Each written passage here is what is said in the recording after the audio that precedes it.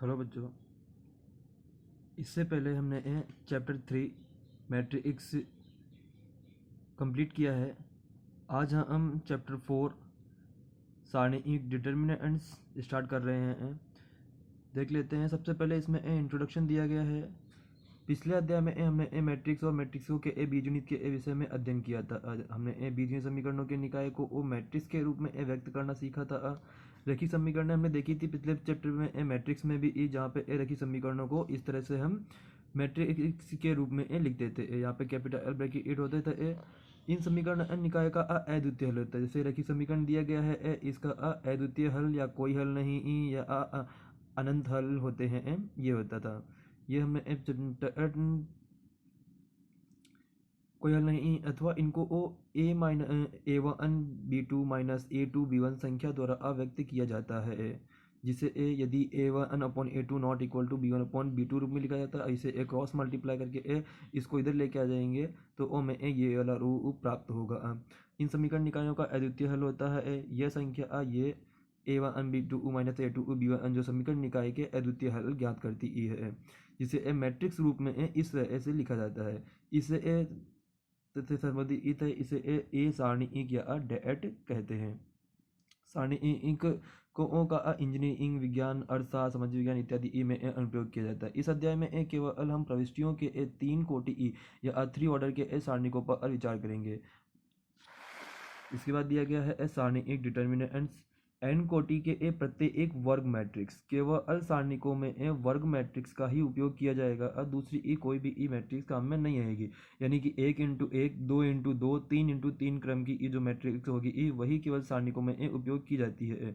को एक संख्या द्वारा असंबंधित कर सकते हैं, जिसे वर्ग या अवयव का सारणिक कहेंगे। तो वो मैट्रिक्स जो मैट्रिक्स होती है उसे संख्यात्मक मान निकालना यहाँ पे वो उसका सारणिक कहलाता है।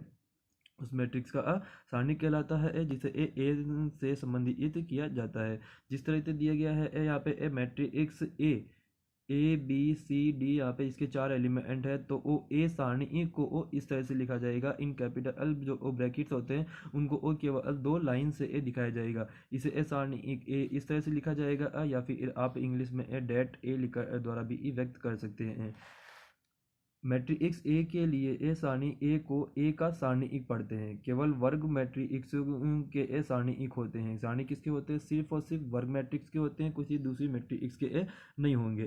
अब यहाँ पे सबसे पहला दिया हुआ है एक कोटि के ए मैट्रिक्सों का सारणिक। एक कोटि के यानी कि 1 यानी जिसमें केवल एक रो एक कॉलम होगा, तो उस मैट्रिक्स के अंदर सिर्फ एक अवयव होगा। उस मैट्रिक्स के अंदर केवल एक अवयव होगा। अब जैसे कि यहाँ पे दिखाया गया है केवल इस मैट्रिक्स के अंदर ए दिया रखा है जो 1x1 क्रम की ये एक मैट्रिक्स है, तो इसका सारणी एक जो निकलेगा वो भी ई क्या आएगा? सिर्फ ए के बराबर ही होगा। द्वितीय कोटि ई दिया गया है। द्वितीय कोटि ई के अवयवों का मैट्रिक्स 2 कोटि ई की एक मैट्रिक्स दिखाई गई है जिसे ए मैट्रिक्स ए, इसमें 4 एलिमेंट होंगे A1 11 12 21 22। इसको और किस तरह से हल किया जाता है? क्रॉस मल्टीप्लाई किया जाता है। इन दोनों को पहले क्रॉस मल्टीप्लाई किया जाएगा, अब फिर माइनस लिख करके इन दोनों का क्रॉस मल्टीप्लाई किया जाएगा।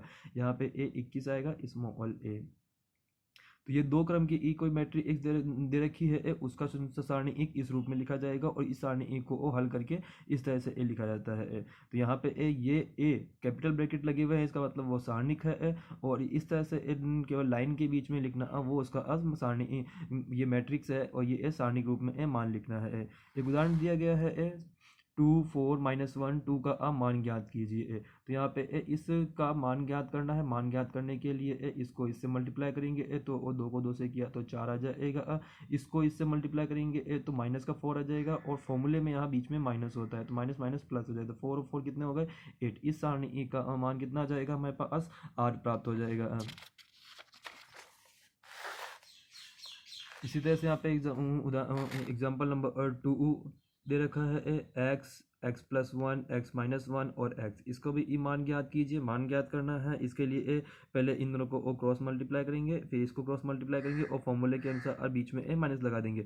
तो इसको इससे मल्टीप्लाई किया तो ये x आ जाएगा। अब माइनस फिर x+1 x-1 सॉल्व करना है। इसको इससे मल्टीप्लाई करेंगे x² आ जाएगा। ये हमारे पास फॉर्मूला बन रहा है, आइडेंटिटी बन रही है। एक बार कोष्टक प्लस में एक बार कोष्टक माइनस में उसको लिखा जाता है x² यहाँ पे ए एक्स स्क्वायर माइनस वन का स्क्वायर आ जाएगा, और ये को ब्रैकेट खोलने पर एक्स स्क्वायर से एक्स स्क्वायर कट जाएगा, आंसर बचेगा से ए वन।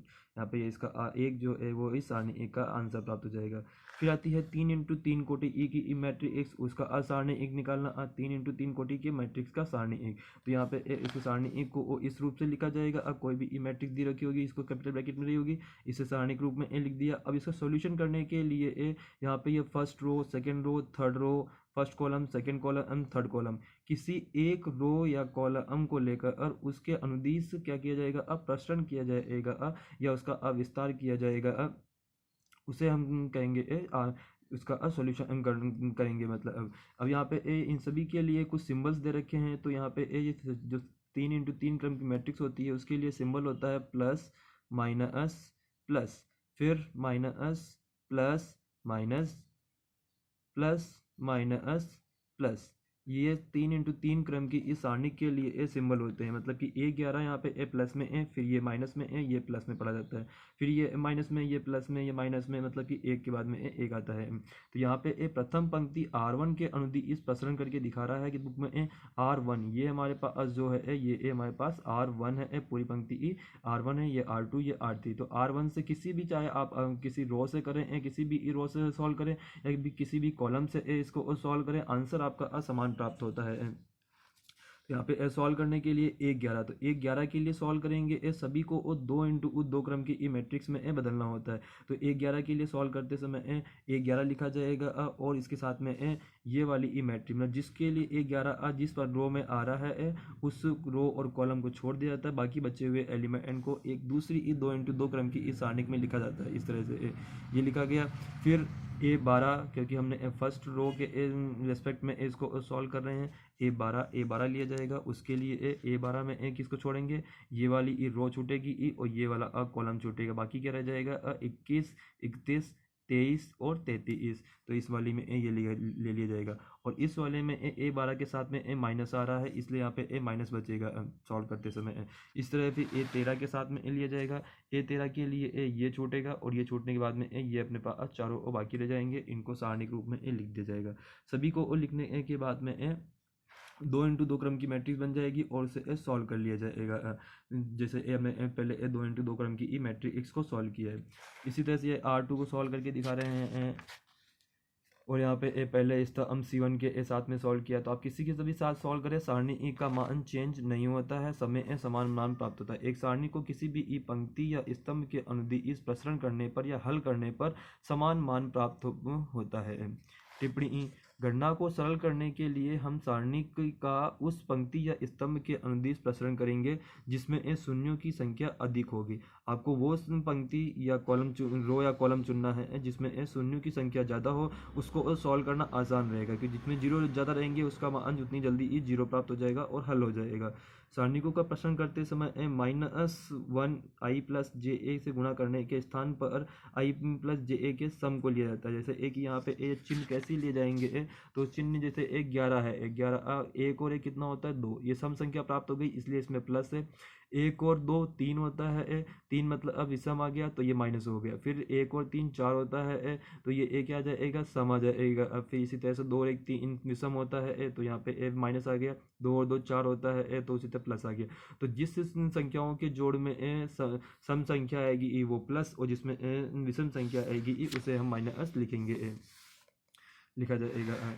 अब हमारे पास दे रखा है उदाहरण नंबर 3। उदाहरण नंबर 3 ये दे रखा है डेल, इसे एक डेल से शो कर दिया है, का मान ज्ञात कीजिए। तो 3 × 3 क्रम की ई मैट्रिक्स है, तो यहाँ पे ध्यान दीजिए तीसरे स्तंभ में 2 प्रविष्टियाँ शून्य है। इस स्तंभ में 2 प्रविष्टियाँ क्या है, 2 अवयव के मान शून्य है। वैसे तो हम इसको लेकर भी हल कर सकते हैं, इसको भी लेकर किसी को भी कोई भी रो या पंक्ति लेकर सॉल्व कर सकते हैं, लेकिन यहाँ पे C3 के साथ प्रसरण कर रहे हैं। किससे कर रहे हैं, इसका सॉल्यूशन ज्ञात कर रहे हैं कॉलम नंबर 3 से। कॉलम नंबर 3 में क्योंकि यहाँ पे 4 है और बाकी सब एलिमेंट 0 है, तो अब कैसे करेंगे, सबसे पहले 4 को लेंगे, तो 4 इस रो और कॉलम में आ रहा है, तो वो केवल ये वाले एलिमेंट एक सारणी के रूप में लिख दिए जाएंगे। फिर ये प्लस का होता है, फिर ये माइनस का होता है, माइनस लिखा, 0 आ जाएगा इसका मान, और इसके लिए कौन सा आ जाएगा, ये हटा देंगे और ये वाले हटा देंगे, तो बाकी रह जाएंगे 1 2 4 और 1, इसको लिख दिया जाएगा सारणी के अंदर।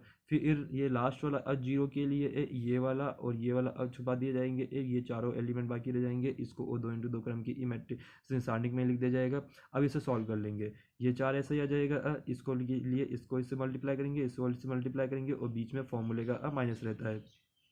ये -1 को 1 से किया तो -1, फिर माइनस फॉर्मूले का, फिर 4×3 = 12, -0 ऐसा कैसा ही है। और इसको उस आगे सॉल्व नहीं किया क्योंकि किसी भी अंदर कुछ भी आएगा अब बाहर जीरो होगा, इसलिए ये सब जीरो हो जाएंगे। इसलिए अपन ने इस स्तंभ को चुना था ताकि अपने को ज़्यादा सॉल्व नहीं करना पड़े। आंसर आता है -52। फिर उदाहरण नंबर 4 दे रखा है, का मान ज्ञात कीजिए। तो यहाँ पे R1, चाहे आप कोई सा भी लें, उसमें एक ही जीरो आ रहा है, चाहे R1 ले, R2 ले या R3 ले, कॉलम 1 ले, C1 2 ले, C3 ले, किसी भी से सॉल्व करेंगे तो आंसर आपको एक जीरो मिलेगा। तो हमने यहाँ पे R1 ले लिया, तो हमेशा R1 लेकर ही चलेंगे अपन। अधिकतर जब जीरो ज़्यादा मिलेंगे तभी उसको चेंज करेंगे, वरना चेंज नहीं करेंगे। तो R1 के साथ ही प्रश्न कर रहे हैं। तो यहाँ पे डेल R1 में फर्स्ट जीरो है, ये जीरो लिखा, और इसके साथ में कौन से एलिमेंट आएंगे, ये वाले एलिमेंट आ जाएंगे, ये वाले एलिमेंट आ जाएंगे, इनको ओ सारणी के रूप में लिख दिया। फिर माइनस, क्योंकि सेकेंड नंबर ये प्लस होता है, फिर ये दूसरा नंबर का माइनस होता है, तो माइनस साइन अल्फा। इसके साथ में कौन सा आ जाएंगे, ये वाली कॉलम छुप जाएगा, और ये वाला रो छुप जाएगा, तो बाकी रह जाएगा minus sine cos alpha, sign beta, और ये जीरो। ये चारों लिख दिए गए सारणिक में। फिर लास्ट ये होता प्लस का, लेकिन यहाँ पे इसमें एलिमेंट में ही माइनस दिया है, इसलिए माइनस कोस अल्फा, और ये सारणी एक लिख दी जाएगी। अब सॉल्व कर लेते हैं। तो फर्स्ट वाला कॉलम ये तो वो जीरो हो जाएगा। अब सेकंड माइनस साइन अल्फा, ऐसा कैसा ही, इसको इससे मल्टीप्लाई करेंगे जीरो ओ, इसको इससे मल्टीप्लाई करेंगे तो ये माइनस फॉर्मूले का, और साइन बीटा कोस अल्फा हो जाएगा। माइनस कोस अल्फा, ऐसा कैसा ही, फिर इसको इससे मल्टीप्लाई किया, इसको इससे मल्टीप्लाई किया, तो ये स्टेप आ जाएगी। अब यहाँ पे सभी कोष्टक खोल लेते हैं, इसको इससे मल्टीप्लाई कर देंगे, ये जीरो हो जाएगा, इसको इससे करेंगे तो ये स्टेप और ये स्टेप, दोनों स्टेप कट जाएगी आपस में, बराबर है, आंसर हमारे पास जीरो प्राप्त हो जाएगा। उदाहरण नंबर 5, यदि सारणी ये इक्वल टू ये है तो ओ एक्स का मान ज्ञात कीजिए। तो एक्स का मान ज्ञात कीजिए, तो यहाँ पे ये बराबर है, तो इनके मान निकालेंगे। पहले इसको इससे मल्टीप्लाई कर लेंगे, तो वो यहाँ पे इसको इससे किया तो वो 3 × 3, इसको इससे किया तो x², ये माइनस, इधर सॉल्व कर लेंगे, 3 × 3 4 दूनी 8, ये आ जाएगा। इस तरह से इसका मान निकाले। मैट्रिक्स में संगत अवयव बराबर होते थे, इसमें नहीं होंगे, इसमें आपको वो सॉल्व करने पड़ेंगे, तभी उसके इक्वल में आंसर निकलेगा। अब इसमें x² = 8, तो x = +-2√2, इसका आंसर हमें प्राप्त हो जाएगा। अब है इसकी exercise 4.1, question number first to second को सारणी एक मान ज्ञात कीजिए। इन दोनों में सारणी मान ज्ञात करना है। तो क्वेश्चन नंबर फर्स्ट, ये 2 × 2 क्रम की मैट्रिक्स है, तो इसको इससे मल्टीप्लाई करेंगे, तो क्या आ जाएगा, 2 × -1 फॉर्मूले का माइनस, फिर इन दोनों को मल्टीप्लाई करेंगे, इन दोनों को मल्टीप्लाई करेंगे तो ये -5 इंटू 4 इक्वल टू यह आ जाएगा -2 +-20 इक्वल टू आंसर आ जाएगा हमारे पास में 18।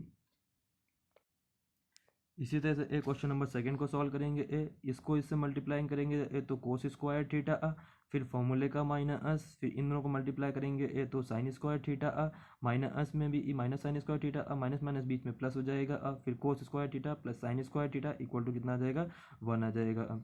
इसका सेकंड का सॉल्यूशन हमने किया है, इसको देख लेते हैं। तो सेकंड क्वेश्चन दिया हुआ है, सारणी a = x² - x + 1 x - 1 x + 1 x + 1। तो सबसे पहले क्या करना है, इन दोनों को इससे इनको मल्टीप्लाई करना है, तो इन दोनों को हमने मल्टीप्लाई में लिखा, फॉर्मूले का ये माइनस आ जाएगा, फिर इन दोनों को मल्टीप्लाई में लिखना है, ये दोनों को मल्टीप्लाई कर दिया। दोनों में x + 1 कॉमन निकल रहा है, इसलिए x + 1 कॉमन निकाल दिया। जो ये ब्रैकेट बचेगा और ये माइनस बचेगा उसको लिख देंगे। तो यहाँ पे माइनस माइनस कोष्टक खोलने पर ये -x, ये -+1 हो जाएगा। जो जिससे कट रहा है उसे काट दे, जुड़ रहा है जोड़ देंगे, तो x², ये -x 2x, 1 और 1 कितना हो जाएगा 2।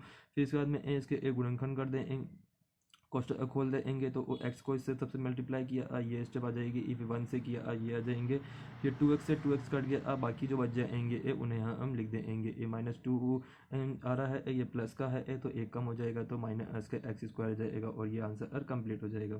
फिर आता है क्वेश्चन नंबर थर्ड, ए हमें मैट्रिक्स दी गई है, और तो बताइए कि ये 2a का सारणिक और सारणिक को 4 सारणिक a, इन दोनों के मान बराबर होंगे a या नहीं। तो इसके लिए हमने क्वेश्चन नंबर फोर्थ किया है, जैसे क्वेश्चन नंबर फोर्थ किया है वैसे ही आपको क्वेश्चन नंबर थर्ड करना है। तो करना क्या है, पहले इसमें 2a, तो पहले ये a दी गई है मैट्रिक्स, फिर इसे ए आप 2 से मल्टीप्लाई करेंगे तो वो 2a आएगा। उसके बाद में उसका सारणिक का मान निकालना है। और फिर इसका आरएचएस के लिए पहले सारणिक, पहले इस मैट्रिक्स जो ए दी गई है इसका आप सारणिक निकाल लेंगे। जो सारणिक मान आएगा उसे 4 से गुणा कर देंगे तो दोनों के आंसर आपको वो बराबर मिलेंगे। तो इसी तरह क्वेश्चन नंबर 4 है, इसलिए हमने 4 को सॉल्व किया है। ये कोई क्वेश्चन नंबर 4 दिया गया है, सारणी एक ए दी गई है, शो करना है हमें 3a का सारणिक इक्वल टू 27 सारणिक होता है।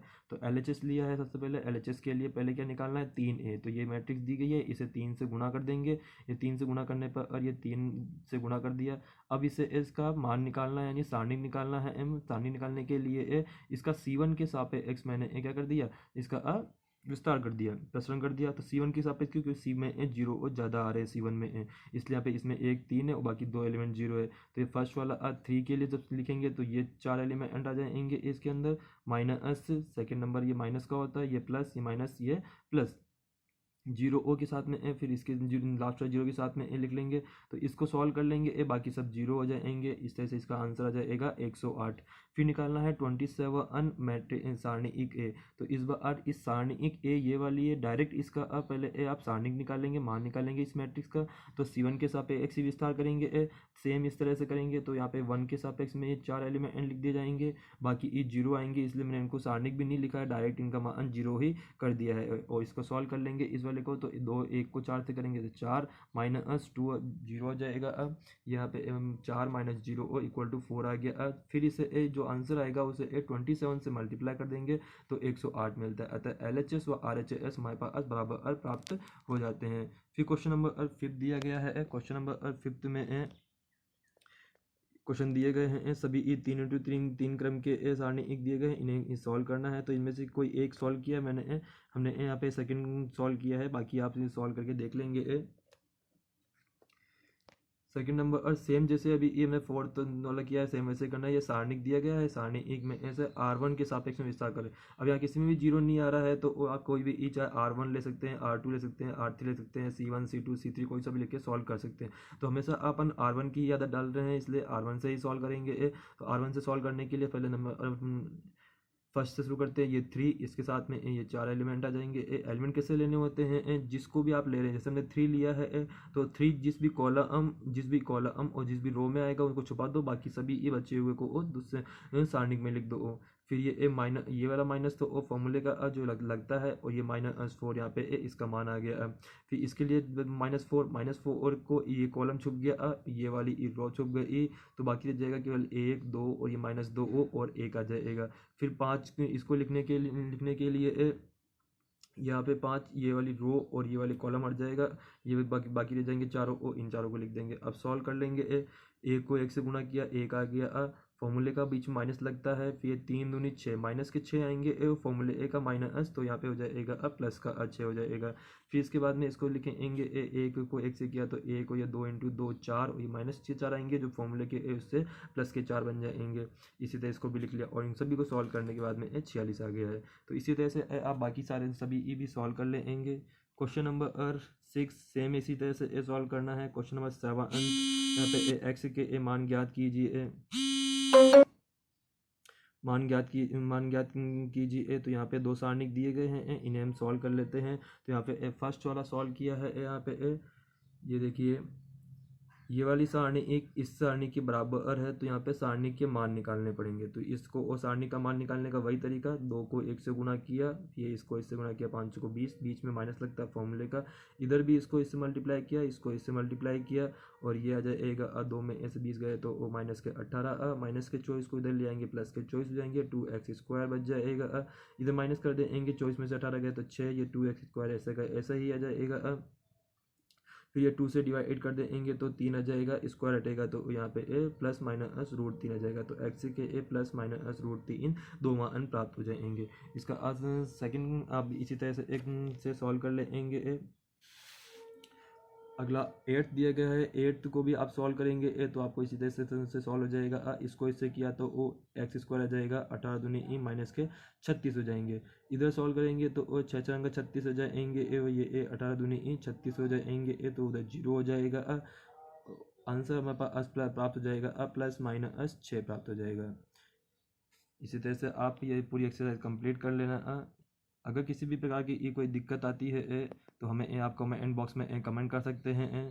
इसके ये सॉल्यूशन के इमेज या फिर ये PDF फाइल आपको इसके डिस्क्रिप्शन में लिंक दिया जा रहा है, वहाँ से प्राप्त कर सकते हैं। और इससे पहले इस चैप्टर को करने से पहले आप इसका थर्ड चैप्टर ज़रूर पढ़ें। उसका लिंक भी डिस्क्रिप्शन में दिया गया है, वहाँ पे आप देखें।